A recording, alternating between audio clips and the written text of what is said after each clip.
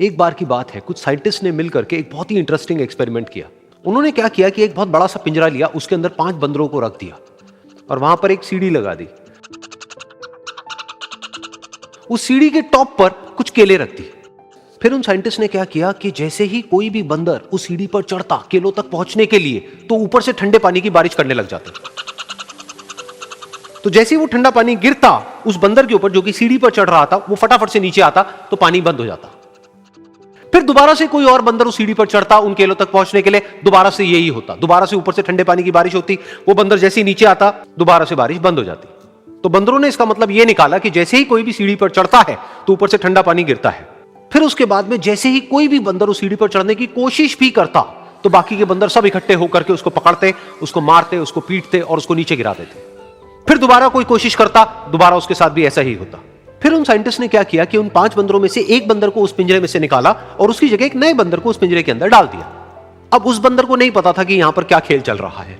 उसको जैसे ही सीढ़ी के ऊपर वो केले नजर आए, वो फटाफट से उस सीढ़ी के ऊपर चढ़ने लगा। अब की बार साइंटिस्ट ने कोई बारिश नहीं करी, लेकिन फिर भी जो बाकी के बंदर थे उन्होंने इसको पकड़ा, सीढ़ी से नीचे उतारा और मारने पीटने लग गए।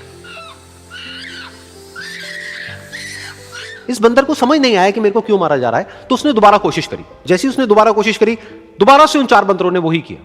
तो अब इस नए बंदर के दिमाग में क्या बैठ गया कि सीढ़ी पर चढ़ना मना है, अगर सीढ़ी पर चढ़ते हैं तो मार पड़ती है। उस सीढ़ी पर चढ़ना क्यों मना है और क्यों मार पड़ती है वो उसको नहीं पता था, बट उसके दिमाग में यह बैठ गया कि इस सीढ़ी पर नहीं चढ़ना है, ना किसी को चढ़ने देना है। फिर दोबारा से उन साइंटिस्ट ने क्या किया कि जो पुराने 4 बंदर थे उसमें से एक बंदर को निकाला और एक नए बंदर को उसी जगह पर डाल दिया।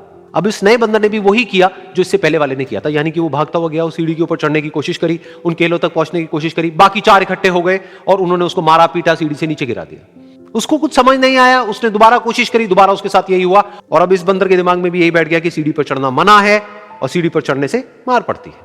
फिर साइंटिस्ट ने एक एक करके जो पुराने 3 बंदर बचे हुए थे उसमें से भी एक एक करके उन बंदरों को निकाला और उनकी जगह पर 3 नए बंदर आ गए। अब ये 5 बंदर नए थे और किसी को भी ये नहीं पता था कि उस सीढ़ी पर चढ़ना मना क्यों है, लेकिन उन सबके दिमाग में बैठा हुआ था कि सीढ़ी पर चढ़ने से मार पड़ती है। तो कोई भी कोशिश नहीं कर रहा था, जबकि अब कोई ठंडे पानी की बारिश भी नहीं हो रही थी। वो चाहते तो आराम से उस सीढ़ी पर चढ़ते, केले तोड़ते और आपस में बांट करके खा लेते।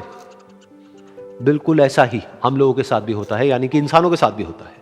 हजारों साल पहले कोई प्रथा बनी होती है, कोई रीति रिवाज होता है जिसके पीछे कोई ना कोई वजह होती है, लेकिन वो वजह खत्म होने के बाद भी वो प्रथा चलती रहती है, वो रीति रिवाज चलते ही रहते हैं।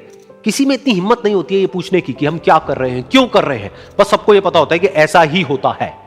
तो वो एक्सपेरिमेंट जिसके बारे में अभी मैंने आप लोगों को बताया, यानी कि वो बंदरों का एक्सपेरिमेंट, उसमें तो बेचारे बंदर हैं, जानवर हैं, उनको नहीं पता है कि क्वेश्चन कैसे पूछते हैं। लेकिन अगर हम इंसान होने के बावजूद भी क्वेश्चन ना करें तो हमारे में और जानवरों में क्या फर्क है, सोचिए।